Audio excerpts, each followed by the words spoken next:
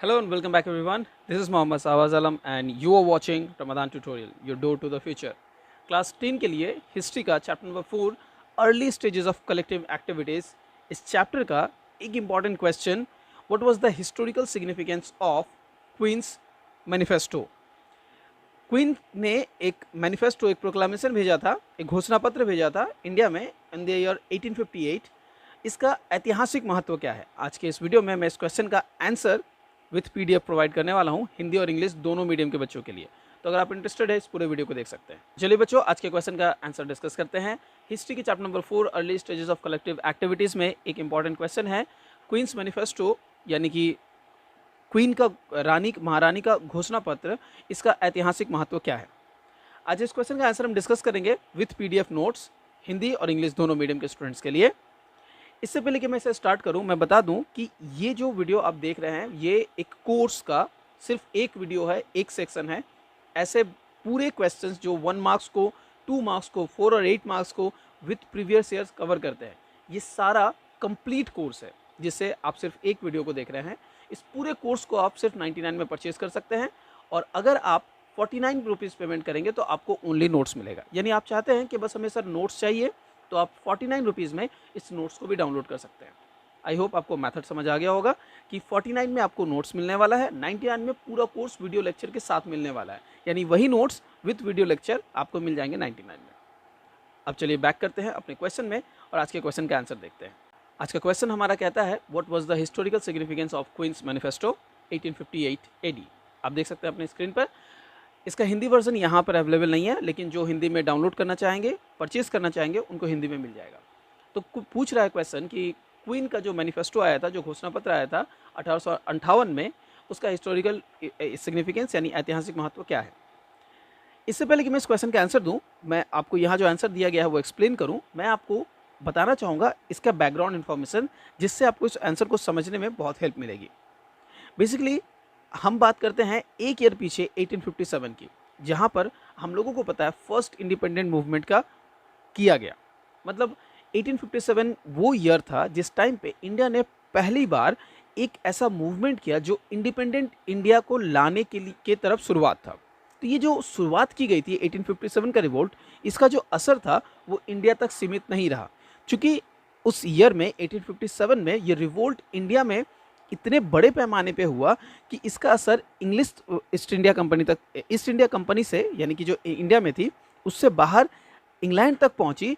इस वजह से इंग्लैंड की रानी ने एक घोषणा पत्र इंडिया को भेजा और ये जो चेंजेस किए गए, इनके 5 मेजर सिग्निफिकेंस पॉइंट्स आज के इस वीडियो में मैं आपको बताऊंगा। तो आई होप आपको हिस्ट्री समझ आ गई। इंडिया ने इंडिपेंडेंस के लिए मूवमेंट की, इस मूवमेंट का असर इंडिया के बाहर तक पहुंचा, कहाँ तक? इंग्लैंड तक। और वहाँ के महारानी ने ईस्ट इंडिया कंपनी का शासन जो इंडिया पे चल रहा था उसके बदले कुछ और प्लान किया। क्या है, एक एक करके पढ़ते हैं। देख सकते हैं स्क्रीन पर टू द पॉइंट आंसर दिया गया है। ये 5 पॉइंट्स अगर आप लिखते हैं 4 मार्क्स के लिए इनफ है और 4 आउट ऑफ 4 आपको मिलेगा। सारे आंसर्स जो हमारे इस कोर्स में है बिल्कुल इसी तरह के। तो अगर आप इस पूरे कोर्सेज को ज्वाइन करते हैं, आई होप कि आपको बेनिफिट मिलेगा। तो चलिए स्टार्ट करते हैं। On the basis of this declaration, India no longer belonged to any particular company, but has a colonial part of the British government. This gave the Indians an opportunity to raise their demands and their problem in the British Parliament. क्या हुआ?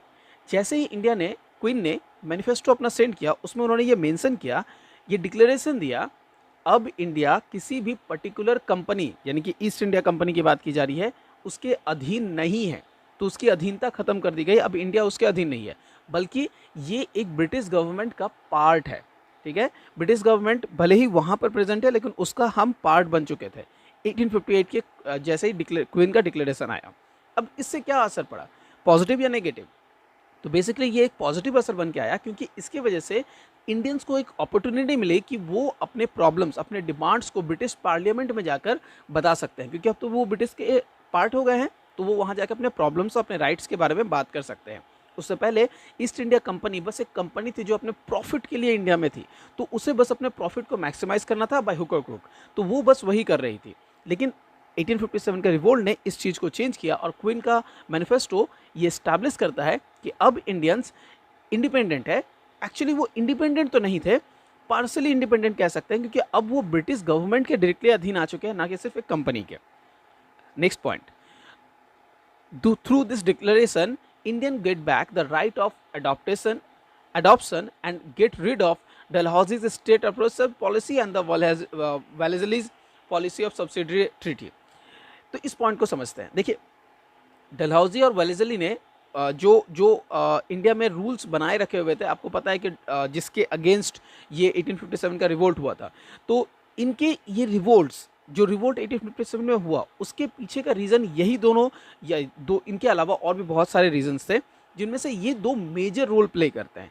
Basically east India company ने कि इन दोनों policies की वजह से उन्होंने कॉन्क्वायर तो बहुत कुछ कर लिया, लेकिन इसने ही सबसे ज़्यादा इंडियंस को निराशा दिया ईस्ट इंडिया कंपनी की तरफ से। इसीलिए ईस्ट इंडिया कंपनी को हटाना, इंडियंस को, एक्चुअली इंडिया को इंडिपेंडेंट होना था कि अब वो किसी के अधीन नहीं रहेगी, स्पेशली ईस्ट इंडिया कंपनी के अधीन नहीं रहेगी। लेकिन क्वींस वो इसमें सक्सेसफुल नहीं हो पाए। लेकिन एक जो राइट मिला वो ये मिला कि अब ये इंडिया को अपना वो राइट मिल गया था कि एडॉप्टेशन जो कि बंद कर दी गई थी डलहौजीज के पॉलिसीज़ की तरफ से, वो अब दोबारा मिल चुका है। तो इस तरह से ईस्ट इंडिया कंपनी ने ईस्ट इंडिया कंपनी का राइट खत्म करने की वजह से हमें इंडियंस को एक और पावर मिल गया, वो है कि राइट ऑफ अडॉप्टेशन दोबारा लागू हो गया। तो आपने देखा कि जैसे ही क्वीन मैनिफेस्टो आया, दो चीज़ें हो गई, एक तो ईस्ट इंडिया कंपनी हटा दिया गया, और ईस्ट इंडिया कंपनी हटाने की वजह से उसके रूल्स हट गए, और रूल्स हटते ही राइट ऑफ अडॉप्टेशन दोबारा मिल गया। Third point, through this declaration the British government made a commitment to abide by the company's earlier treaties with the princely states। so east India company ने कुछ Princy states के साथ कुछ अपने treaty करके रखे हुए थे कि उनको ये फैसिलिटीज़ देंगे, उसके बदले वो ये यूज़ करेंगे। तो ये जो उनके अंडरस्टैंडिंग उन्होंने पहले बना रखी थी, क्वीन ने जब अपनी मैनिफेस्टो सेंड की, उन्होंने कहा कि ये चीज़ें मेंटेन रहेंगी, ये जैसे चल रही थी बिल्कुल वैसे ही रहेगी, प्रिंसली स्टेट्स के साथ ये चीज़ें नॉर्मली मेंटेन हो रहेंगी। थर्ड पॉइंट क्लियर हो चुका है। Fourth point, through this manifesto the British government gave a message not to interfere in any religious and social issues of Indians। Basically east India company ने अपने profit को maximise करने के लिए हर चीज़ें अपना रखी थी, लेकिन उनकी इन्हीं पॉलिसीज़ की वजह से ये रिवोल्ट इतने हद तक बढ़ा था। तो इसके बाद ब्रिटिश गवर्नमेंट ने क्लियर कर दिया कि ईस्ट इंडिया कंपनी हटाई जा रही है, और अब गवर्नमेंट या ईस्ट इंडिया कंपनी किसी भी तरह से किसी भी रिलीजियस और सोशल इशूज़ जो इंडियंस के है उन पर इंटरफेयर नहीं करेगी। ये फोर्थ राइट हम इंडियंस को मिला था क्वीन मैनिफेस्टो में। फिफ्थ राइट है, by accepting the above facts in this manifesto the British government saved its colonial empire from disintegration, टूटने से, for next 90 years, because there was no major mass movement after that. तो basically हुआ ये कि इस तरह का जो मास मूवमेंट हुआ था जो 1857 में हुआ, इस तरह का मास मूवमेंट दोबारा नहीं बन पाया, और नेक्स्ट 90 ईयर्स तक इंडिया को जो उसने अपने अधीन बना रखा था, ये अधीनता वो बना के बरकरार रख पाई। तो बेसिकली अगर ये क्वीन का मैनिफेस्टो नहीं आया होता, जो असंतुष्टि इंडियंस में थी, अगर उस असंतुष्टियों को उसने उस टाइम पे सेटल नहीं किया होता, तो ये बहुत मुश्किल हो जाता कि ये नेक्स्ट 90 ईयर्स तक जो उसने अपना ये डिसइंटीग्रेट होने से अपने पूरे एम्पायर को बचा के रखा था, वो बचा पाती। तो अगर 1857 के रिवोल्ट के बाद ये मैनिफेस्टो नहीं आया होता, ये डिक्लेरेशन क्वीन की तरफ से नहीं मिला होता, तो शायद हम लोगों ने इससे पहले ही इंडिपेंडेंस के लिए कुछ और जोड़ लगाई होती, और कोई मेजर मास मूवमेंट और हुआ होता, जिसकी वजह से हम पहले ही इंडिपेंडेंट हो जाते। तो क्वीन ने हमें एक लेवल में सेटिस्फाई करने के लिए ये सारी चीज़ें भेजी। तो आप समझ सकते हैं क्या इसका हिस्टोरिकल इंपॉर्टेंस रहा।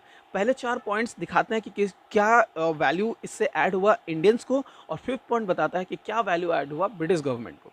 इन 5 पॉइंट के बाद और इस एक्सप्लेनेशन के बाद मैं उम्मीद करता हूँ कि ये पूरा क्वेश्चन आप लोगों के लिए बिल्कुल ईजी हो चुका होगा, और एग्जाम में अगर आप इन 5 पॉइंट्स को इसी तरह से लिखते हैं, बिल्कुल आपको फुल मार्क्स तो रिवॉर्ड होगा ही, और साथ ही साथ इस वीडियो लेक्चर के बाद आपको ये पूरा पॉइंट क्लियर होगा कि कैसे लिखना है। मेरा सजेशन होगा, प्लीज़ अभी इसके बाद, इस वीडियो को कंप्लीट करने के बाद बैठकर इस पर अपना नोट बना ले। अगर आपको हमारे नोट की ज़रूरत है, लिंक डिस्क्रिप्शन बॉक्स में दिया गया है, साथ ही साथ आपको लिंक मैं दे रहा हूँ फर्स्ट कमेंट पर, वहाँ से इसे डाउनलोड कर ले, पढ़ ले, आपका स्टडी कंप्लीट हो जाएगा। इस तरह के और वीडियोस के लिए हमारे पूरे कोर्स को परचेस कर सकते हैं। हमारे चैनल को सब्सक्राइब कर ले, जहाँ पर मैं इस तरह के वीडियोस आप लोगों के लेते हुए आऊँगा। आज का वीडियो इतना दूर, मिलता है अगले वीडियो में। Till then do take care.